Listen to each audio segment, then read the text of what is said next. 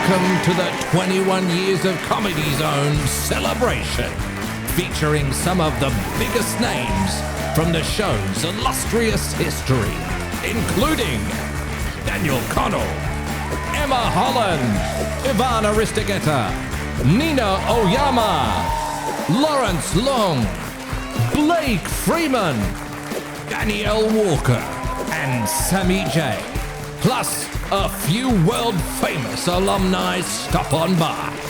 And now your host, it's Claire Hooper.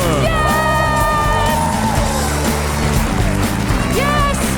Thank you. Happy birthday. Happy 21st birthday. Comedy Zone, that's what we're all here to celebrate. Thank you so much for coming to the party. Now, I don't know if everyone knows, but Comedy Zone is an amazing little thing. Melbourne Comedy Festival every year selects 4 to 5 up-and-coming comics to showcase in their new talent night. And that is what the Comedy Zone is. So tonight I'm going to display for you 8 of their finest. But really, they've been so many fine alumni from the Comedy Zone University. I did 2005. I know. It's so long ago. 44. Can you believe somebody's that old? Touch it. Look at that. I mean, it feels like a real human. So good to be here. Obviously, we'll keep this quick because we're Victorians and we are not used to being out of the house. Isn't it exciting to be out? Can you imagine how disappointed your 2019 selves would have been to find out that in just 1 year you would have been making a New Year's resolution to attain your 2019 body? Can you imagine how disappointing you would have felt? So I guess that's because we all exercised with a coffee cup full of wine, isn't it? That's why that happened. So it is so good to be out. It's going to be a really wonderful night. As I said, 8 comics, just ranging from sort of some of the recent years to all the way back to 2001. 8 of them. There will be a lot of laughs. There will be some fruity language, not too much, just a little. Not from me, obviously. I'm a nice lady. I have children at home. How dare you? I don't use the C word anymore. Not now. I have 2 little C words of my own at home. Very nice. Speaking of which, obviously Comedy Zone has given me a lovely career in comedy, but I did spend a year with a different job. Very recently I spent a year as a primary school teacher from my house. 1 student, and here's the best bit, absolutely no money at all. No, it was not a good paycheck, and I thought I'd be really good at it. I'm like, I'm great with kids, and I'm really smart. She's going to have the best teacher ever. Turns out I am impatient, scornful of people that learn differently to me, and quick to rage. But here's the best bit. When you only have 1 student, you never have to raise your voice. You just lean in really closely and you just whisper in their ear things like, don't worry, the world has enough doctors. You know, luckily we had another child. Or just, I'm going to leave this family one day. And then you walk out the front door and into traffic. It was an amazing time. And also, the lessons, my kids' year 1 last year, so we were learning, we spent 3 weeks of maths learning to tell the time. I'm like, it's 2020, babe, why bother? How long is a day? A year. How many days in a week? None. It's just one long eternal night. How long is a year? A day, but also forever. No point. We also did grammar. I used to love English. We did tenses. We changed from past to present tense. You remember that? So, like Jane laughed becomes Jane is living alone. Paul coughed becomes Paul is no longer welcome at the IGA. Annie smiled becomes Annie is wearing a mask, so I can't tell, but the tears do tell a story. Not fun. My daughter's, she's struggling a bit. She's just not academic. I was, and she's not, and I love her. But mate, she bought me a Mother's Day present last year. It was a mug that said, "Best grandma in the world." So either we need to front up some money for private school education, or she's got some really big plans. No. I love it. So I've got 2 little kids. One's 4, one's 7. Mate, my favourite bit about them is that bit at night when they leave the bath and they run down the hall nude into their bedrooms. And I just can't get enough of their nude little bottoms, especially running away from me. Like, I chase them down the hall and if I can grab them, I do. I give them a nuzzle. I'm like, no. Like, they are so, look, honestly, they are such good bottoms. Both of them are different, but they're beautiful in their own ways. Okay, yes, I know what you're thinking. Your daughters have started primary school. Shouldn't this have wrapped up by now? And the answer is yes. Like, it's cute when they're babies, and now I've got primary school age children, and I still run down the hall and I give them a like, what am I going to be doing at their uni graduation? Oh, well done, I'm proud of you now. Turn around!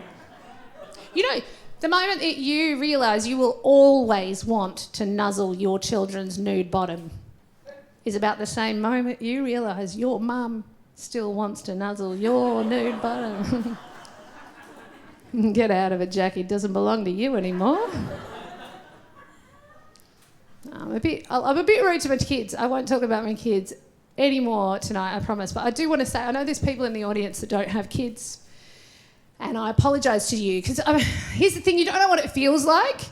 People without kids think it's weird to be mean about your kids. But all you've done is see other people have kids, so you're familiar with the damage it does, but you don't know what it feels like. And so this is what it feels like. You know, when you go to the supermarket and you buy more than you went there intending to buy, and then you walk out and remember you didn't drive, you walked. It's that feeling forever.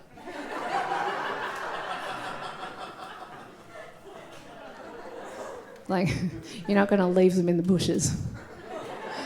But you do find yourself looking at the bushes.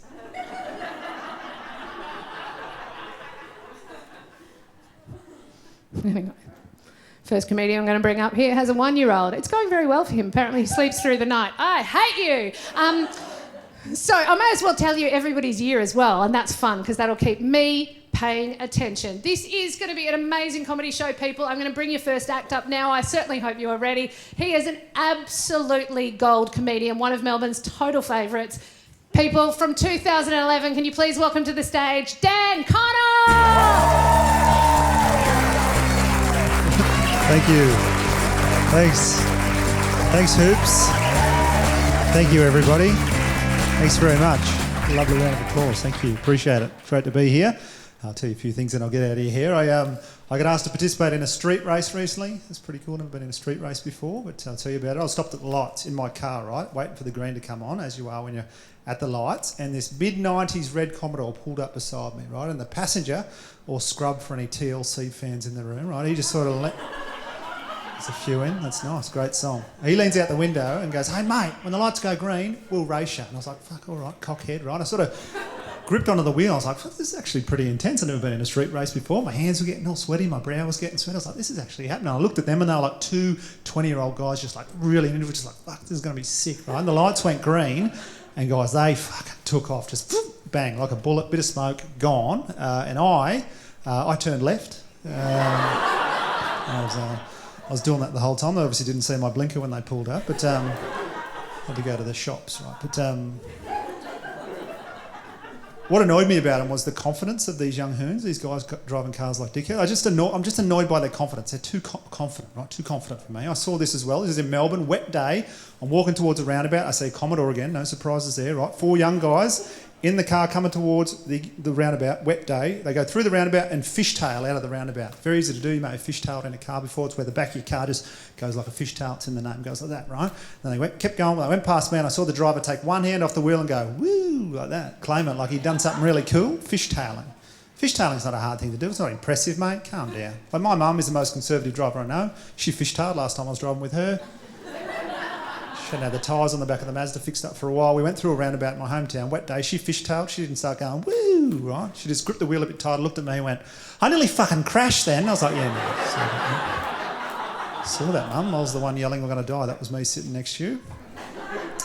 The best hooning I've ever seen in my life, best hooning by far. I was at Perth Airport. I'd arrived. Right? I'm at the arrivals bay at Perth Airport with about 4 strangers, and a ute with 2 guys in it pulls into the arrivals bay. So already dropping off the arrivals, couple of legends here. They pull up. The passenger gets out of the car, gets a bag and a swag off the back of the ute, pops him on the ground. Then he gets his phone out, starts filming the ute. I'm there like, what's happening here? Why is he filming? Ute starts doing a huge burnout. It's big skid, big fishtail out of the arrivals bay. Smoke everywhere. Everybody's like clearing. The guy picks his bag up, puts his phone back in his pocket, right? Looks at all of us and goes, Hi, welcome to Australia. I was like, I'm Australian, you cockhead. We're in the domestic area of Perth Airport, you fucking moron. Lockdown in Melbourne, it was interesting last year. I spoke to my dad a lot last year. That was a good way to get through. He's up in New South Wales, so he was always chatting to me, giving me some good tips. One weird thing though, my dad did start to say the word perchance in his vocabulary. That's weird, isn't it? Out of nowhere, Dad just started saying perchance. Never said it in his life. Set the scene for you. 64 years old, big, rough Aussie country guy, lives in the country New South Wales, drives a truck for a living. Perchance does not fit his vocabulary at all. I call him, he's like, you've been watching the footy perchance? I was like, what? Start saying perchance, Dad. He goes, I've always said perchance. I said, no, you verily hath not, Father. He definitely hath not always said perchance. Then Mum starts doing it. Her new word, Mum's new word's FOMO. That's Mum's new word. She's saying it all the time. FOMO. I've got FOMO. I was like, Mum, where'd you hear FOMO? She said, oh, I've always said FOMO. I said, no one has always said FOMO, Mum. That word's like 5, 10 years old. Then Dad chimes in, you don't use the word FOMO perchance. Just fucking shut up, Dad, all right? Just take me off speakerphone for fuck's sakes, please. Finished with a little treat for you tonight. It's been lovely being here. I finished with this. I pulled this out of the back pocket. Look at that. Oh, what's going on here, hey? Oh, big cheer for that. Yeah, good on you. Where you're sitting probably just looks like a regulation empty bottle of Kickerman soy sauce, that one. No, brought along tonight because there's a little sticker here on the neck, yellow sticker that says bonus 46 mils. How good's that? 46 mils. I don't know about you, but I don't know how many times I've finished a bottle of soy sauce and thought, that's missing somewhere between 49 and 46 mils of soy sauce. Fucking problem solved. If you've got nothing out of that, which a few of you may have, it maybe cheers you up knowing I'm walking around with an empty bottle of soy sauce in my pocket for the purpose. And I could get jumped tonight on the way back to my car. I might get jumped by somebody, out on the street, and I'll just pull that out as a defence. I'll pull that right out, just go, get back. The person that's mugging me will be like, yeah, go on, hit me with it. It's only just a regulation bottle of soy sauce. Right? I'll smack him over the head and he'll be like, oh, fuck. That hurt a lot more than I thought it would. It's the bonus 46, mate. Anyway, guys, enjoy the rest of your night. Have a great time. Enjoy it. Take it easy. See you later. Thanks very much. Dan Connell!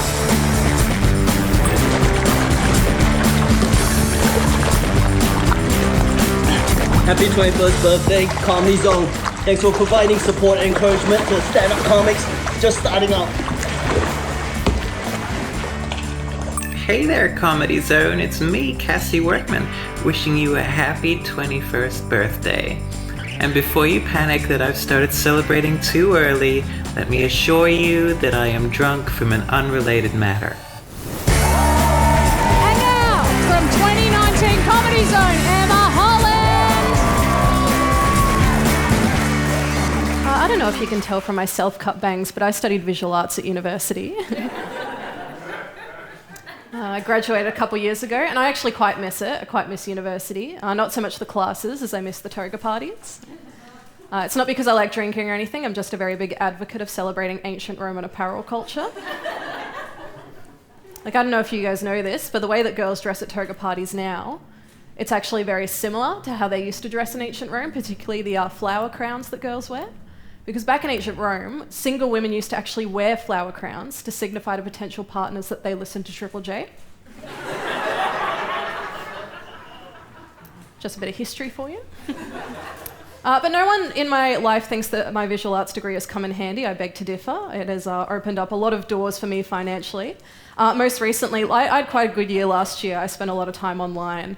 And I was watching a lot of Netflix, particularly that show, The Chilling Adventures of Sabrina. I don't know if anyone's seen this.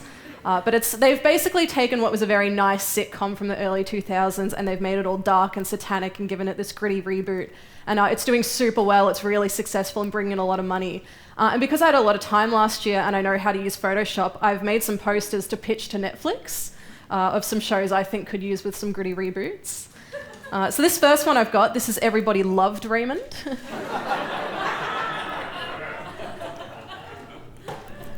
I like to think Robert has survivor's guilt. This next one, this is a nice one for the kids. Thomas the Tank Engine.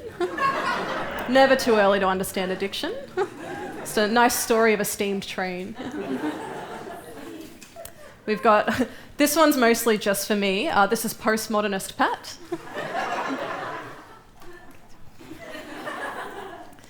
Next we have, this is the Edgar Allan Poe Disney Channel crossover we've all been waiting for. That's a Raven.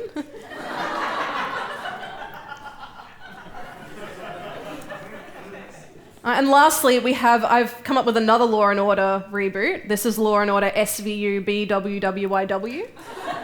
And that one stands for Law & Order Special Victims Unit, but what were you wearing? So I've had quite a nice year. My best friend had a pretty terrible last year. I'm sure we all did, but hers was particularly bad. She, apart from everything that was going on, she also went through a pretty bad breakup. She was with her partner for 7 years, and she has his name tattooed on her arm. She's got this name here, and she doesn't know what to do with it. And it's not like it was a bitter breakup, because the reason they broke up was because he was ready to get married and she wasn't. So it was just one of those sad things where two people's lives don't quite align in the same way. And there was no bitterness between them. It was just a sad thing that happened. So she doesn't really want to get it removed, but she wants to come up with a way that can cover it up creatively. And she said to me, well, you have a visual arts degree, so do you think you could come up with a way to do it? And I said, absolutely. So these are some ideas I came up with for her. So this is what the tattoo looks like. It just says Will in some beautiful cursive writing. So my first idea for her was just to put 2 random dates below it.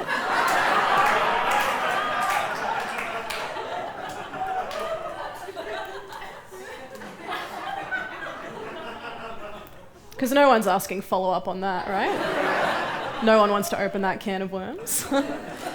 She wasn't into that, thought it was a bit morbid, so I said, well, why don't we just put all your other exes' names above it? Create a bit of a shrine situation. But she was worried about the next guy she dated. She's like, well, what if he thinks I'm poly? I'm like, that's fine, we can just cross him out. Add a sense of competition to the endeavour. She wasn't into that one either, but we were thinking about the name Will, because it's not just a name, it's a word, right? And it's a really powerful word. So I was looking up some quotes with the words Will in it. And I found this really nice one online that I also think really pertains to her situation. It says, there is nothing stronger than the power of the human will, which I think is really beautiful. And that's by a guy named Joseph Stalin. I think that's how you pronounce it. But I just thought what a beautiful reminder to have on you daily and to look at. I'm going to show you the tattoo she ended up getting. She didn't really like any of them. She said, well, we were best friends for 7 years. He was a big part of my life. And even though we're going our separate ways, it still means a lot to me. So I want the tattoo to kind of encompass that feeling, but also express my ability to move on. And I think the tattoo we came up with and that she got does that perfectly. So this is the one she got. It says, will you marry me? And then a no checkbox just below it. I've been Emma Holland. Thank you for having me. See you later. Emma Holland. And now, from 2013, Yvonne Aristeguieta. Hola, hola, hola, mi gente bella de Melbourne. ¿Cómo están? Muy bien. That's in Spanish, okay? It's Spanish. Let's do it in English. Melbourne, how you going, fucking? My name is Aristeguieta. I moved to Australia in 2012. I've been in this beautiful country for 9 years. 9 years from Venezuela. And when I got to Australia, to get the visa, you have to study a lot of English. You did that? You're laughing already? Thank you. You have to study a lot of English. You have to pass a test. It's called the IELTS. It's an English proficiency test. I studied a lot. I got obsessed. And then I got here. I realized that I should have studied some Australian English. She'll be right, mate. She'll be right, Norris, mate. She'll be right. She will be right. She will be right. She'll be right, mate. She'll be right. Who the hell is she? The entire hope of Australia depends on this woman being right. There's a pandemic, we're all gonna die. No, mate, she'll be right. You don't speak English here, you speak Australian. That's not English. Australian is a lot easier than English. You should have told me that. You don't need that many words in Australian, don't you? Australian, you can communicate so much information just by saying a few words. For example, here in Australia, you have 3 words. With these 3 words, you can explain anything. Anything in the universe can be explained only using 3 words. Fucking, you know. Anything.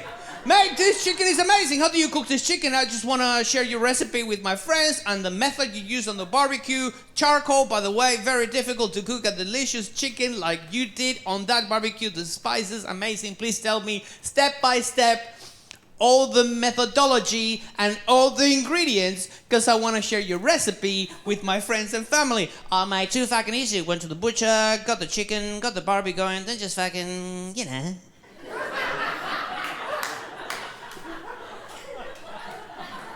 When you say fucking, you know, you get away with explaining things. It's a brilliant thing to do because nobody wants to be exposed as an ignorant. You get the chicken, the barbie, fucking, you know, it's very clear. I know how to cook the chicken now. I fucking know. It's a beautiful thing, the lingo. The lingo, I love the lingo. For so many years, I've been learning. Every year, I learn something new. And a few years ago, I started doing comedy on cruise ships. And a minute of silence to the cruise ship industry. And when I started doing comedy on cruise ships, the first cruise, they told me, "Hey, Van, you're on the first show tonight, and it's a family-friendly show. You're not supposed to swear. No F words." I was like, "What? Have you seen my act? My entire act is about impersonating Australians. It's impossible not to swear when you impersonate Australians." And then a friend of mine told me, "Hey, mate, you've got it easy, mate. You've been in Australia long enough to know that instead of using the F word, you can swap it for bugger. And it will be a PG show. You know, like bugger this and bugger that and bugger all and you bugger, you bloody bugger it." So, okay, I've heard that one before. I think you can use that word in front of kids. Yeah, mate, totally, absolutely, 100%, okay? Let's do that. I trust my friend. He's a well-seasoned comedian. So I was backstage swapping my F words for buggers and practicing all my buggers. And then I made a terrible mistake. It was like 1 minute before going on stage, and I grabbed my phone and I Googled the definition of the word bugger. That's a very specific F word. And it's very graphic. If you don't know what bugger means, please, if you Google it, don't click on images. And especially never Google bloody bugger. That's horrendous. And I thought, can you say this word in front of kids? This is a horrendous word, a horrendous concept. You cannot say this word in front of kids. But I started remembering, yes, you can say this word on the radio, you can say this word on the telly. I actually remember, I've heard that word yelled at kids in footy. When they play footy, you can hear the parents go, "Hey, Timmy, run like buggery." How can you run like buggery? You have to run away from a buggery. You don't run like buggery. How can you run? I don't know. It's a terrible thing. So I went, oh my God, how can I say this word? I can't say this word in front of kids. And I did what I had to do. I kept the show clean. I stay with fuck. Thank you so much. My name is Aristeguieta. Hi, My name is Dave Woodhead, and here in the year 2021, I am the host of Triple J Lunch. But way back in 2019, before all the fame, before the millions of dollars I've made here at the ABC, I was part of Comedy Zone 2019. It's the last one before coronavirus, so the last one and the best one. I was joined by fellow comics Ben Caution, Emma Holland, Beck Melrose, and of course, Charity Work, all fantastic comedians, all lovely people. I'm very grateful for the friendships I've made and also all the experience in that month. So, Comedy Zone, happy birthday. I love you. I appreciate you. Mwah. From 2015, Nina Oyama! Hey! Oh my god, how you guys feeling? Good? Hell yeah. All right, different question. How you guys feeling sexually? One woo, everyone else is like, I'm frustrated. I am frustrated. I haven't had sex in like so long. I haven't had sex in so long, my hymen's grown back. Yeah, nature is healing. We are the virus. Anyway, my name's Nina Oyama. It's lovely to meet you all. Nina Oyama, it's a pretty weird name, right? And people always ask me where it's from. And it's just very awkward explaining to people that I'm named after the Lion King. Yeah, you guys know that bit? It's like, Nina Oyama. That's my actual name. No, the reason I have a weird name is actually because I'm half Japanese. So my dad's Japanese and my mum is a lion. I know I don't look super Asian though, right? People always tell me, they're like, Nina, we don't even think of you as Asian. It's a compliment. It's not. Asian people are really cool. And if you don't believe me, just ask your one weird friend who's obsessed with Japan. But I know I look a little bit Asian, right? Because about 2 weeks before COVID hit Australia, I got to experience a bit of early coronavirus racism. Yay. Yeah, I was actually on a flight from Melbourne to Sydney and I had a bit of a cough and the people around me just started freaking out. Right, the woman next to me, she starts covering her mouth with her scarf. The guy on the other side, he started covering his ears. I was like, I don't think that's how that works. I almost started covering my eyes so we could be like the three wise monkeys. Anyway, but being half Asian, people ask you really weird questions, right? Upwards of 3 white guys have asked me if I have a yellow pussy. Yeah, the thing is, I don't actually know. I'm not flexible enough to check. But if I was, I wouldn't be at this party talking to white guys. I would be at home. Just licking myself out like a cat. I recently came out to my parents as bisexual. Thank you for the applause. No, don't. Everyone's bisexual. But I just wasn't planning to do it. I was just like, I'll just pretend to be straight my whole life. Because that's what straight people do. But then I started wearing button-ups and going to slam poetry nights and clipping carabiners on shit and keeping my nails real clean. For fingering. And I was like, fuck it, I'll just tell them. And my parents were fine. Well, my mum was like, at least you're not a lesbian. I was like, ooh, Google it. And my dad's Japanese, so he didn't understand what I was saying. But it still counts. Still counts. I just think being bisexual is weird, right? I think being bisexual is weird. It's kind of like that tacos ad. You know, the one where they're like, should we have hard tacos or should we have soft tacos? Yeah, and this little girl comes along, she goes, ¿Por qué no los dos? Which means, why can't we have both? And everyone lifts up on their shoulders and carries on. It's like a big party. That's what being bisexual is like. Except for no one carries you on their shoulders, right? Everyone kind of throws you on the ground and is like, pick a fucking taco! You little El Frico. You're probably just experimenting with soft tacos. You're probably really into hard tacos. And don't get me wrong, I love a good hard taco. I love a good hard taco. It's just sometimes they can be emotionally insensitive and creepy. And when you eat them, the sauce just doesn't taste very good. At least with soft tacos, sometimes you eat them and then sometimes they eat you back. All right, guys, my name's Nina Oyama. Have a great night, everyone. Nina Oyama! We're halfway through. Mate, this is going so well. Are you having a great time? Have you picked your favourite yet? You don't have to. You can wait till the end. Okay. Having such a great time. It has been a very interesting time for relationships. I've had friends do a COVID divorce and I'm like so proud of them. Anyone who's broken up in the last 12 months, congratulations. You had misery. You doubled down. You got it done. But equally, congratulations to anyone who stayed together, because that wasn't easy, was it? I have relationship advice for people now. Anyone who's going to go into 24/7 with a long-term partner. Because my husband and I have been together for 14 years and somehow we stayed together. And my trick is, you can use this if it helps you, basically first thing in the morning, just think of something about them that you are better than, and then never tell them that's why you're smiling at them.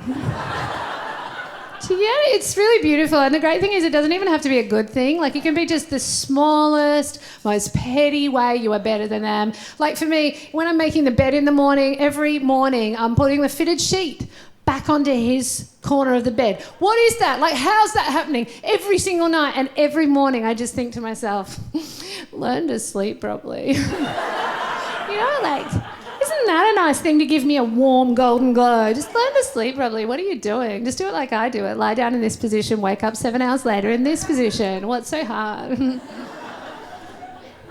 know what else I noticed? I noticed it takes forever to do a wee. It's unnecessary. Like, I get it done fast and I just feel so cool about that. Like, I'm like, I even wee better than him.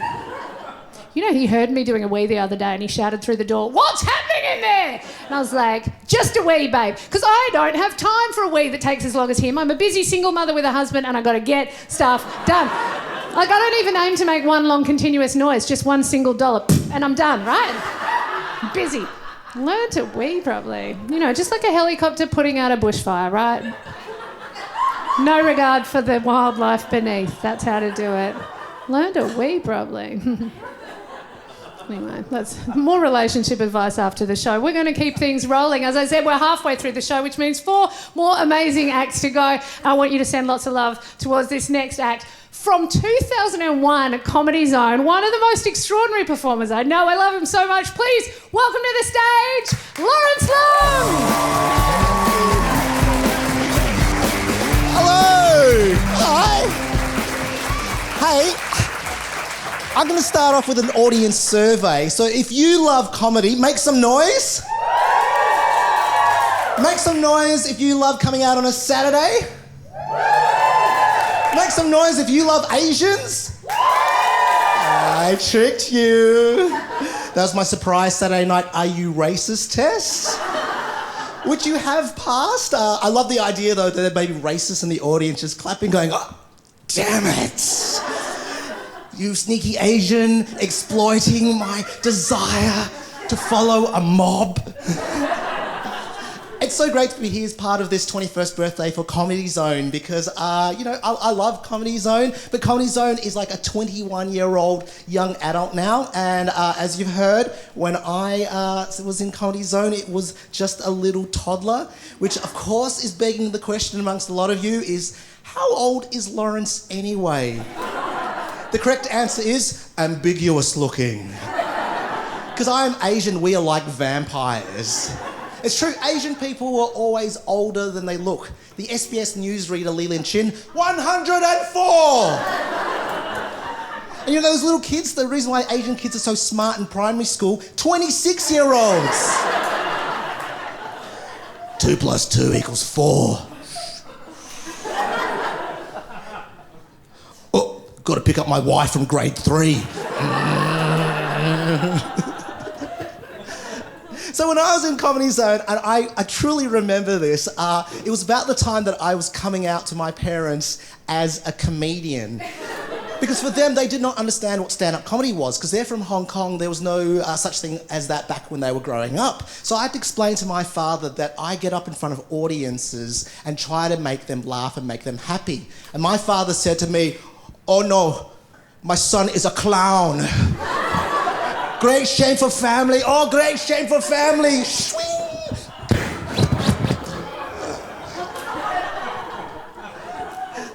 That's not accurate. He's not Japanese.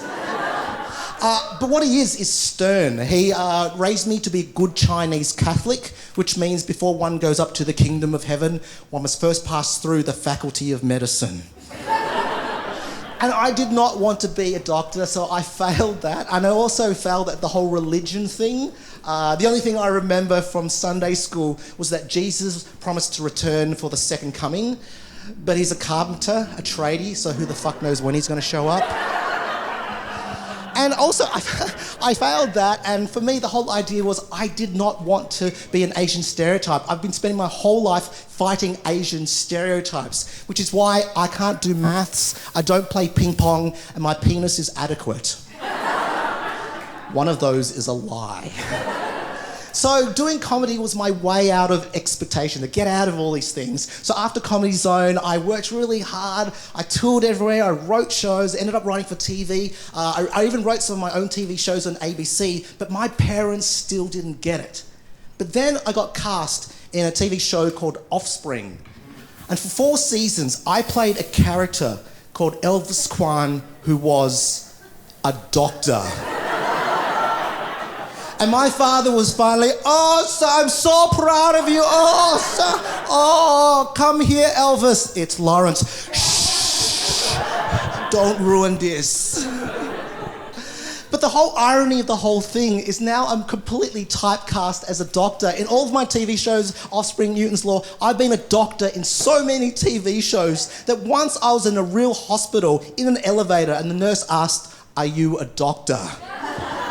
No, that's just a negative stereotyping. Although a lot of doctors are Asians, not all Asians are doctors. Some of us are just disappointments to our parents, which is also negative stereotyping. But I didn't say that to her, and luckily she recognised me from Offspring, and I say lucky because I didn't want to end up doing surgery on someone out of politeness. So she took a selfie of us and she said, this is the first time I've ever taken a photo with someone from the telly. And I said, well, this is the first time I've taken a photo with a nurse. And she said, I'm not a nurse, I'm a doctor. So fight stereotypes, do comedy, happy birthday, Comedy Zone. My name's Lawrence, I'm off to play ping pong. Lawrence Leung! Hello, Silly Call here, coming to you from the set of Rosehaven. See, look, not my real name. I'm pretending. I was in Comedy Zone in 2007 when I was very new to stand up with someone else in my year at Comedy Zone was Hannah Gatsby. But where's she now? Exactly. It was an incredible experience for me. I may have been very new and had a lot to learn, and it was an important step down that path of learning and laughing together. I hope you have a wonderful festival. Thanks, Zone. Thanks, Festival. See you in Tassie. From 2018 Comedy Zone, Blake Freeman! Thank you very much. That's very lovely. Got some stuff I want to tell you guys. First thing, I was out recently. I was out at a cafe, and I was sitting behind these 2 older dudes, and I was listening to them talk. And I heard one of them say, he was like, I went to the doctor's the other day and he said that I need to get the test, like I got to get the test. Doing that, implying like a prostate exam. And the guy was like, mate, I would rather die than get that done. And I was just like, that's so handy because you're gonna. You know what I mean? Like, you got to get it done. And then I started thinking about it, and maybe I'm overthinking it, but I started thinking about like the difference between the older generation and then someone like me. Like, those dudes would rather die than have a finger in their butt, whereas me, I'm like, I don't think you've lived until you've had a finger in your butt. Like, it's amazing. You know what I'm talking about, right, mate? Yes, you're an adult. I love it. If you've never done it, just with someone you're comfortable with, get them to slip a digit in. Food tastes better. Colours are brighter. You feel like you're seeing the world for the first time. Yeah, that's how I'm going to start. That whole thing, though, man, it made me start to think about, like, the difference between, like not really, but, like, the young people, you know? Like, but not specifically young people, more the people I surround myself with, like, Like, I feel like we're all so passionate. Like, we have that fire in us where we want to do good shit, but we just have no knowledge. Like, we don't know anything. And I can't make fun of it because I'm the same. I was at a party recently and I was talking to this lady about immigration. I don't know anything about immigration. But I was like, I think we should let refugees in the country. I think it's a good thing to do. I think it's like the right thing to do. And she was like, yeah, but what about how that'll affect the economy? And I was like, what the fuck is the economy? I don't know what that is. I reckon there's one person that does. And they're like, I'm not going to tell you.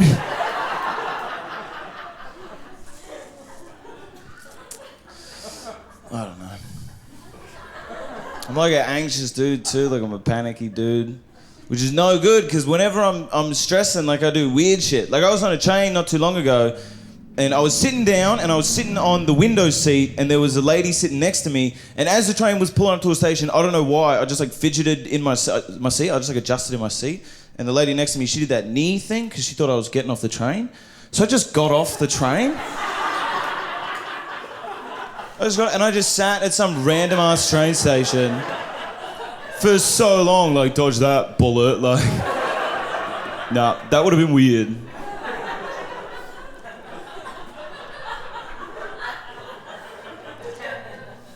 Sweet, you know, I feel like I think about like sex a lot, because I'm pretty sure I'm not as evolved as everyone else. It's really annoying.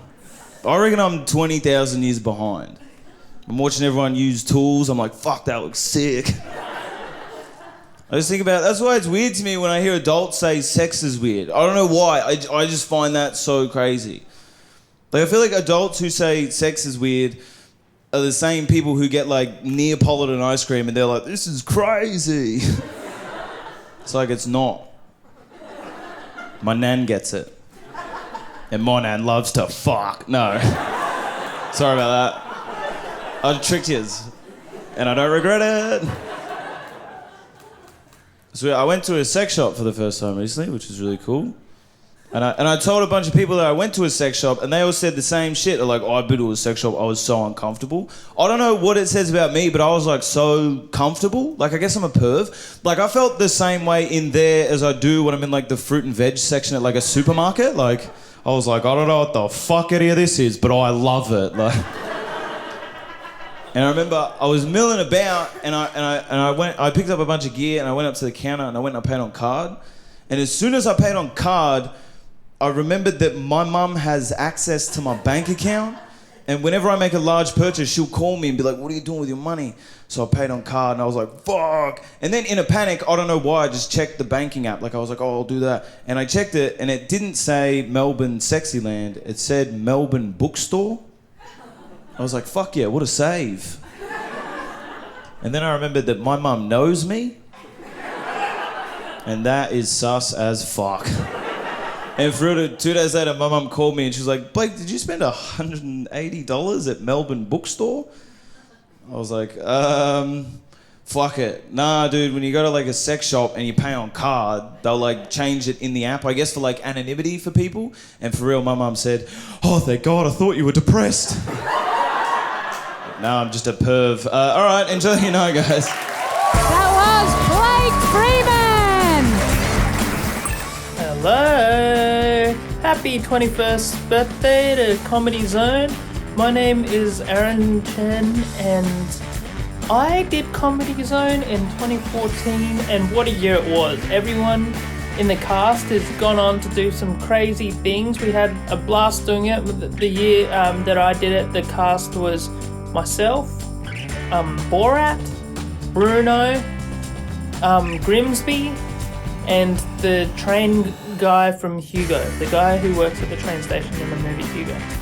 Just kidding. The real cast was Surenja Mana, who quit comedy to audition for MasterChef, Jeff Windle, who quit comedy to be a doctor, Becky Lucas, who is now not a comedian but an author and dating a social worker, and Demi Lardner, who is now, I think, owns a cat or a dog. Thank you so much for all the memories, and please keep it up forever. Comedy Zone will be forever in my dreams. From 2017, Danielle Walker! Hello everybody, hello. This is my first bit. It's about mermaids. I don't know if any of you guys have seen a mermaid before, but that's what they look like. You know, keep it in your pants, please. Now, I don't know if any of you guys know this, but the myth of the mermaid actually started from sailors seeing dugongs and manatees and thinking that this is what they were looking at. I just don't really know how that happened. Because I don't know if any of you have seen a dugong or a manatee, but that's what they look like. I just reckon there's a pretty stark difference there. But Christopher Columbus, he actually journaled in his diary. He said, today I saw 3 mermaids off the front of my ship, and they are not half as beautiful as they are painted to be. Yeah. No tits.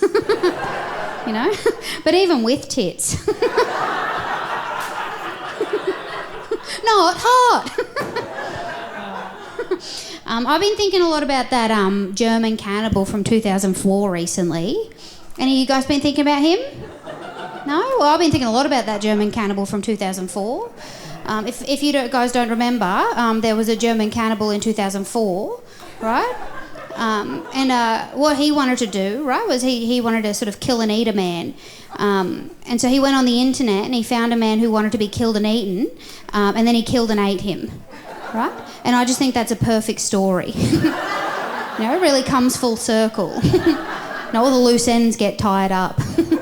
But some people don't like that story, but I love that story. Because I think it proves that soulmates exist. Because I reckon it'd be hard enough to find someone, if you were like into scat or something. Like one time I went out on a date with a guy and he was like, I'm into scat, and I was like, fuck off. I hate jazz. Now shut up and shit on my chest.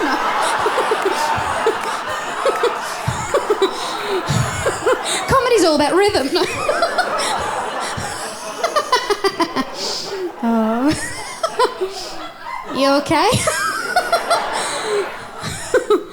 I grew up in the country, and I've noticed, I think one of the biggest difference between city people and country people is actually just between city men and country men. And it's just from all the manual labour that country men have done over the years. They actually have way thicker fingers than city men. I don't know if you guys know this, but country men, they can actually only finger you with one finger, City men. Yeah, they can fit a few more in. They didn't like this joke in Brisbane. And I think it's because Brisbane is too close to the country. They're all just like, I didn't know. You can fit more than one in. This bit goes for longer and has drawings. I just reckon city men's fingers are like the cheap sausages you buy at Woolworths.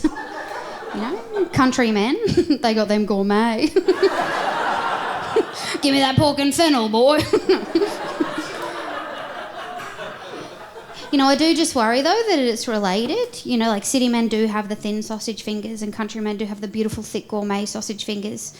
And that just makes me worry about the men from Toulouse in France. Because I don't know if any of you have seen a Toulouse sausage, but that's what they look like. And I just worry about those men's hands. No. Anyway, that's me. Thank you. Danielle Walker! Hello, I'm Sam Taunton, arguably Australia's best stand-up comedian, and I am Australia's best stand-up comedian because in 2016 I was part of the Comedy Zone showcase at Melbourne Comedy Festival. It was honestly the best Comedy Zone. We got, I think, 2.5 stars in Herald Sun, but who fucking cares about that? Right, this was a show. Jess Perkins, Pat McCaffrey, me, I was hosting, Angus Gordon and Andrew Wolfe, and It was so much fun, mainly because Wolfie was a very successful stockbroker and he had lots of money, and we didn't want a flyer because, whatever, we didn't want to do it. And Gideon would always go, get down and flyer. So we got Andrew Wolf to start paying flyers. So we were hiring our own flyers. The comedy festival didn't know about this. And every day we'd just give them cash, they would fly for us. And then we found out we weren't getting paid for doing the show. And we were like, Wolfie made a bad financial investment. But it was some of the best times I've had in comedy, and I'm so thankful for the experience. So happy birthday, Comedy Zone. I hope you have a good one. Now to close the show, please put your hands together for your final act, Sammy J! Hello! Keep that going for your MC, Claire Hooper! What a night. I was all fired up to come out and do a song from my original Comedy Zone routine back in 2004. And I dug out the set list and I did a quick audit. And I found that of that original 15-minute set, 7 minutes would have had me cancelled by modern standards. 5 minutes would have had me Me Too'd. And the remaining 8 minutes would have had me hauled before the Human Rights Commission. Maths is not my strong point, but I was a maverick. I rarely stuck to time back in those days. And I rarely respected the audience, and I rarely emerged from the hi-fi club with my clothes on. That was a knowing chuckle from a long-suffering comedy festival staffer whose sad duty each night was to retrieve my underpants from backstage following one of my midnight dance-offs. Footage exists. Although in my defence, I always wore fabulous underpants. I will do one joke from my original set, though. I'm still proud of this one. It's stood the test of time. It's already funny. Bless you. Imagine there's no lyrics.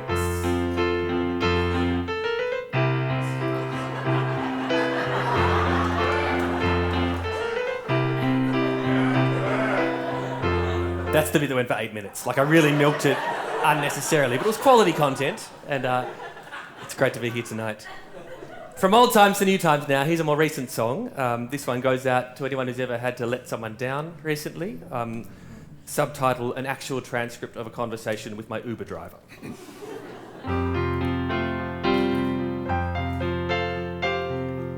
This isn't easy, and I don't wish to upset you, but I'd rather break your heart than live a lie. You deserve much better than me, so this is goodbye. I know that this will shock you. I've been trying to suppress it, but it's taking too much effort to pretend. And it's only been 10 minutes since I met you, but this is the end. 'Cause I'm not the person you thought, so forgive me, I have to abort this conversation, 'cause I don't want to talk about sport. You said your name was Richard, and you asked me who I barracked for, so I picked a team to be polite. But apparently the team I picked had just gotten their asses kicked by your team on Saturday night. Now I was in too deep, and I had to play along when you started crapping on about the weakness in our game plan. And I was nodding and agreeing as I contemplated fleeing to a better conversation with a corpse. And then you asked me to predict how long a certain injured player would take till he recovered. And I said about 12 months, and you said 12 months for a hammy. But I stood by my assessment, and you wouldn't let it go. And so I found myself engaging in discussion of the muscular condition of a man I'd never heard of in a sport that I don't care for. But I led you on, and therefore I'm responsible for this abomination of an adult conversation. And I'm sorry that I lied to you, but I'm not the person you thought, so I'm cutting this relationship short, 'cause I was faking. Sorry, I don't want to talk about someone stick a fork in my eye. I'd rather have piranhas taking chunks from my thigh than stand right here pretending that I give a shit about sport. Thank you, Melbourne. That was Sammy J! That is the end Sammy J, 2004. Magnificent. It's been so lovely having your company. Thank you so much for coming out and supporting the 21st birthday of Comedy Zone. Give it up for all the acts you saw. Dan, Connell, Emma, Holland, Ivana Aristeguieta, Nina Oyama, Lawrence Leung, Blake Freeman, Danielle, I was just taking a breath, Danielle Walker and Sammy J. I cannot wait to see the next batch of Comedy Zoners. Thank you so much. Good night.